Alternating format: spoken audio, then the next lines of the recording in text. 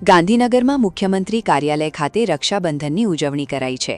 મોટી સંખ્યામાં મહિલાઓ મુખ્યમંત્રી ભૂપેન્દ્ર પટેલને રાખડી બાંધી।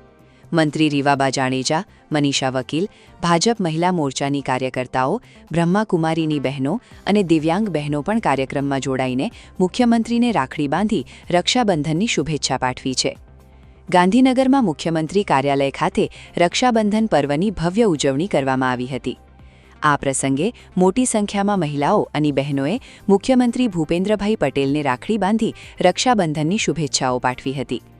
રક્ષાબંધનના વિશેષ કાર્યક્રમમાં સમાજના વિવિધ વર્ગની મહિલાઓ જોડાઈ હતી। મંત્રી રીવાબા જાડેજા અને મનીષા વકીલે પણ મુખ્યમંત્રી ભૂપેન્દ્રભાઈ પટેલને રાખડી બાંધી હતી।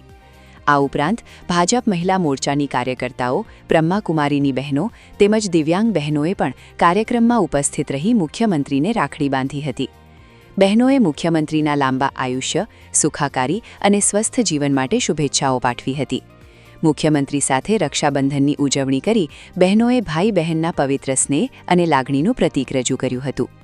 સીએમઓ ખાતે યોજાયેલી આ ઉજવણી દરમિયાન મહિલાઓ અને બહેનોમાં ખાસ ઉત્સાહ જોવા મળ્યો હતો।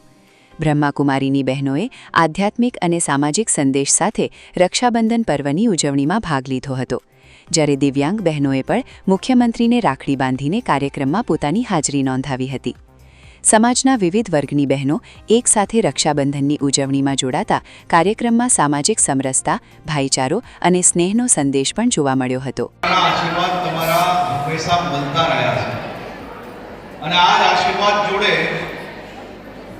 આપણે સૌ સાથે મળીને ભૂપેન્દ્રભાઈ પટેલના માર્ગદર્શનમાં ગુજરાતની બહેનોને વધુ સશક્ત કરવા માટેનો સંકલ્પ કે આ રક્ષાબંધનના પવિત્ર અવસરના દિવસે આપણે સૌએ લેવાનો છે।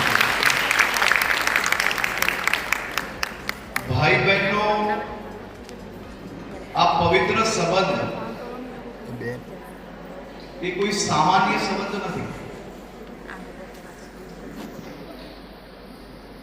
ભાઈઓની નાનામાં નાની ભૂલોથી લઈને મોટામાં મોટી ભૂલો,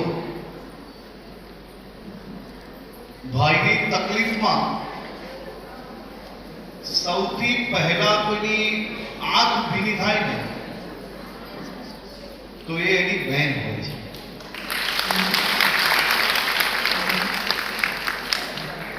અને વહેલી સવારે બહેનો જ્યારે મંદિરમાં માતાજીનો દીવો જ્યારે પ્રગટાવતા હોય છે ને, તો દીવો પ્રગટાવ્યા પછી કદાચ પોતાના દીકરા દીકરી આ બધા માટે મનોકામનાઓ પછી માંગતી હશે, પણ ભાઈ માટે મનોકામના